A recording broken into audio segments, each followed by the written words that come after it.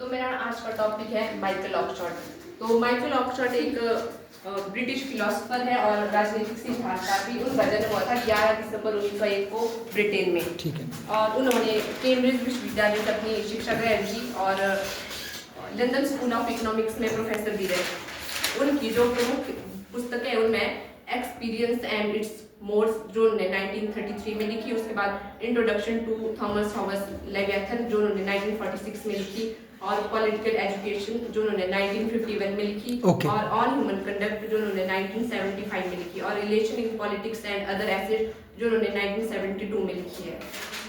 तो Michael Oxford ने जो रूढ़िवाद का समर्थन किया है, उनके अनुसार जो रूढ़िवाद की परिभाषा है कि रूढ़िवाद एक ऐसी राजनीतिक और सामाजिक विचारधारा है जो परंपरा, स्थिरता और व्यक्तिगत स्वतंत्रता पर जोर देती है। और जो उसके मुख्य सिद्धांत है, सबसे पहला कि परंपरा क्या इस पे लिख देंगे लाइन आप? रूढ़िवाद का क्या लाइन दी आपने? बड़ी अच्छी बात बोली। गिरी चौक बेटा, इस लाइन को लिखो, इसको बिठा दे बेटा, मैं बिठाता हूँ। रूढ़िवाद की लाइन ये गिरी चौक मैं बिठाता हूँ। फिर आपने उसकी डेफिनेशन लिखनी है ना, क्या डेफिनेशन बोली उसने, रूढ़िवाद क्या है। बाकी बच्चे अपना चैट जीपीटी निकालो, शक्ल भी देखो, ग्रुप में शेयर करो उनकी, कैसे दिखते थे माइकल ऑक्सफोर्ड, है ना। माइकल ऑक्सफोर्ड बेटा, रूढ़िवाद एक ऐसी है ना, एक ऐसी विचारधारा है, आप नीचे को भी आ सकते हैं, लोग पर जाने की जरूरत नहीं। रूढ़िवाद एक ऐसी विचारधारा है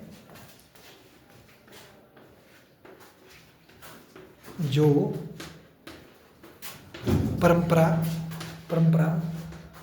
और वो रहे ये साथ में स्थिरता, ट्रेडिशन, स्टेबिलिटी और शाबाश बेटे,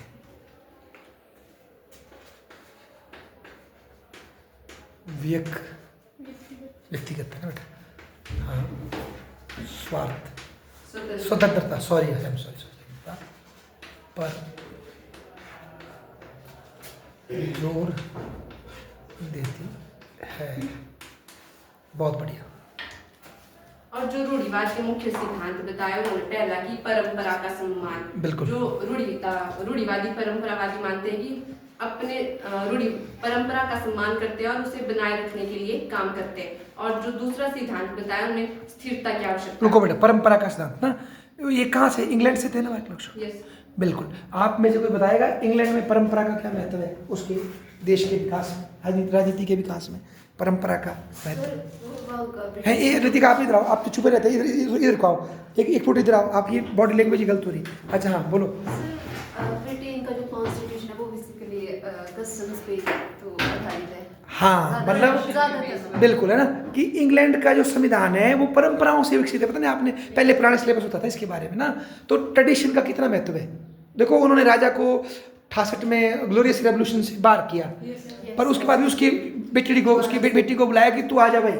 चाहते तो राजतंत्र को खत्म कर सकते थे, पर उन्होंने नाम मात्र के राजतंत्र को रखा। तो मतलब वो बोलते जो हमारे पूर्वजों ने सदियों से कोई चीज़ चलाई है ना, तो उसका कोई महत्व होगा उसके पीछे, कोई कारण होगा उसके पीछे, ठीक है ना। तो ये इंग्लैंड का बंदा है, तो कहीं ना कहीं इसको जो प्रेरणा मिली किससे मिली होगी? अपने इंग्लैंड के ट्रेडिशन से। और एक बात मैं और बोलूँगा आपको, चलो मैं आप ऐड कर रहा हूँ, एक और फेमस बंदा है, उसका नाम है एडमंड बर्ग। एडमंड नाम सुना है? बता सकते हैं आप एडमंड बर्ग का क्या कॉन्ट्रीब्यूशन है?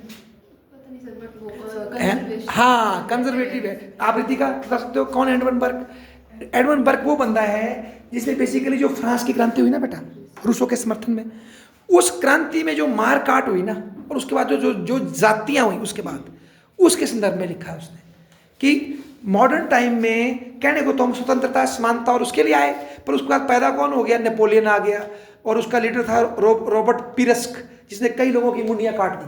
इतनी गुलिटन है ना, तो इस तरह से उसने बताया। तो ये बोलता है कि लॉन्ग टर्म में परंपरा को फॉलो करते ही आप आगे बढ़ सकते हैं। हाँ, और नए करने के चक्कर में कई बार जातियाँ हो जाती है, तो वो बोलता था। और मेरे को लगता है कहीं ना कहीं ये उसी परंपरा को, मतलब ये बंदा, तो इसको ऐसे में समझना पड़े सिंपल परंपरा, सुबह उठे और नमस्ते की, वो नहीं। ये मतलब उस तरह की बात है भारतीय कॉन्टेक्स्ट में कि हम बोलते भाई इस सीजन में ये खाना नहीं खाना, हमारी परंपरा है। तो उसके लॉजिक को भी समझना, ये वाली परंपरा है, ये नहीं कि भाई ये दिया है तो हमने मानना, लॉजिकली अपनी परंपराओं को सुरक्षित करना। आगे बोलो, शाबाश दूसरा है बेटे। स्थिरता। ठीक है बेटे। रूढ़िवादी स्थिरता की आवश्यकता पर जोर देते हैं और समाज में बड़े बदलावों के बजाय धीरे धीरे और सोच समझकर बदलाव करने के लिए काम करते हैं। और तीसरा है व्यक्तिगत स्वतंत्रता। रूढ़िवादी व्यक्तिगत स्वतंत्रता पर जोर देते हैं और इसकी और सरकारी हस्तक्षेप को कम करने के लिए काम करते हैं। सही और जो ऑक्सफोर्ड ने रूढ़िवाद के दो प्रकार बताए, एक है परंपरावादी रूढ़िवाद और दूसरा है उदारवादी रूढ़िवाद। अच्छा, वाह। इसके बाद उनकी एक बुक थी ऑन ह्यूमन कंडक्ट, उसमें उन्होंने मानव व्यवहार और राजनीति पर चर्चा की है। उन्होंने बताया है कि इसमें जो मानव का बिहेवियर है वो दो टाइप का होता है। कि रैशनल बिहेवियर जो हम basically college, school, hospital, office या मैनेजमेंट वहाँ पे करते हैं, और दूसरा है मॉरल बिहेवियर जो हम करते हैं अपने फैमिली, फ्रेंड्स, रिलेटिव्स के साथ। वाह। और एक और पुस्तक है इनकी, rationalism in politics and other essays. इसमें उन्होंने राजनीति, दर्शन, संस्कृति और विभिन्न विषयों पर चर्चा की है। इसमें उन्होंने रैशनलिज्म की आलोचना की है। ऑक्सफोर्ड ने रैशनलिज्म की आलोचना की और जो तर्क और विज्ञान पर आधारित है। अच्छा। उन्होंने तर्क दिया कि रैशनलिज्म राजनीति में उपयुक्त नहीं है क्योंकि यह जटिल मानवीय समस्याओं को सरल और तर्कसंगत तरीके से हल करने का प्रयास करता है। और दूसरा बताया इन्होंने, एक मिनट, क्या बोला? देखो कितनी अच्छी बात बोली आप, फिर से बोलो।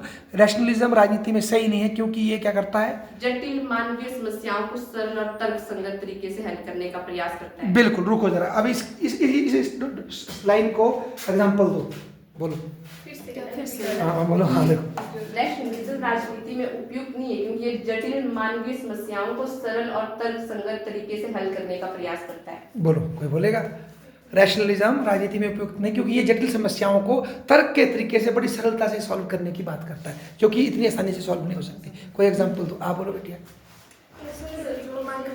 ऑक्सफोर्ड तो कहने लगे कि जो रैशनैलिटी सर वो हर चीज़ में लॉजिक लगाने की ठीक है, कोशिश करें। ठीक है। और जो ये कह रहे हैं कि मतलब इससे उसका समाधान नहीं होता है, मतलब जो रियलिटी में क्यों? आदमी का जो व्यवहार है वो लॉजिकल नहीं होता कई बार? सर वो कहते हैं कि सर जो ये लॉजिक नहीं, वो नहीं। आपको क्या लगता है बेटा कि होता है ऐसा कि कई बार हमारा व्यवहार लॉजिकल नहीं होता, या हर बार लॉजिकल होता है आदमी? सर नहीं होता है ना? कुछ उदाहरण दो ना कुछ राजनीति में। जैसे फॉर एग्जाम्पल हमने संविधान बनाया और लिखा कि जाति जाति भेदभाव क्या है, गलत है, ठीक लिखा ना हमने, पर क्या समझने के बाद भी एकदम से आदमी मान जाएगा?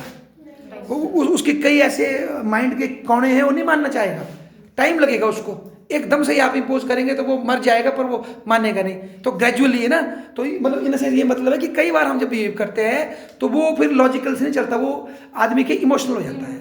जैसे फॉर एग्जांपल, जैसे बताऊँ, देखो आप बताओ, अभी देखो आजकल ये भिंडरे वाले के पोस्टर के सीन बने, यहाँ बने ना, देखो लॉजिक में कल समझ आया, बड़ा समझ आया, वीडियो देखा मैंने।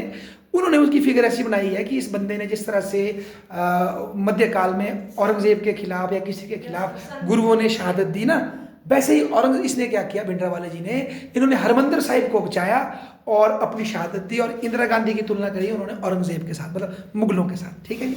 तो देखो कितना इमोशनली गेम खेली गई ना। तो जब यहाँ कोई बोलता है कि इस पोस्टर को उतारो, हम नहीं इसको मानते क्योंकि यहाँ लोग ऐसे देखते हैं, यहाँ भी लोग इमोशनल है कि भाई ये जो भिंडरे वाले जी के टाइम में पंजाब में चली मिलिटेंसी, कई हिंदुओं को बसों से उतार के मार दिया, कई बेटियों को उठा के बलात्कार हुआ है, और कई लोगों का मानना है कि उसमें उनका भी शटर था, उन्होंने रोका नहीं है उसको। ठीक है ना? हिंदुओं का ये सेंटीमेंट है। अब हम सब समझ रहे हैं, सीएम साहब भी बता रहे हैं कि भाई ये लॉ है, लॉ के हिसाब से चलो, सब समझते हैं सब कुछ, पर कई बार इमोशन कंट्रोल नहीं होते। तो ये बोलता है इसलिए भी दिक्कत क्या है, आप तर्क से बिल्कुल क्लियर कर रहे हैं, आपको ऐसा बिहेव करना चाहिए, पर भैया वो लॉजिक कई बार बिहेव, समझिए आप क्या बोलना है, कितनी बड़ी बात बोली इसने।